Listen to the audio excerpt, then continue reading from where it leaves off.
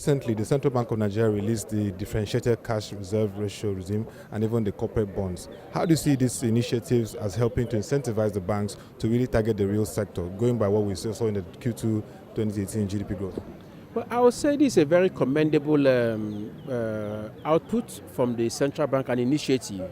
Essentially, what they've done is to ensure that long-term financing at a very affordable fixed interest rate for up to 7 years is now available to those that can create employment, to those that have new ventures, new projects, and also expansion projects. So I think it's very, very commendable what CBN has done so far. Very good. As you know, CRR 22.5%. Now, if it was sterilized in CBN at zero interest to the banks, and the government of the day is saying, look, we have to stimulate economic growth.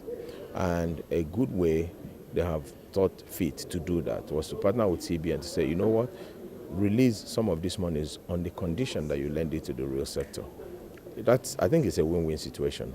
For us as banks, the money that otherwise would be sterilized can now be deployed to more productive endeavor. The economy will benefit from the factories, the real sector financing and beneficiaries. And then the country will benefit because more people will be employed.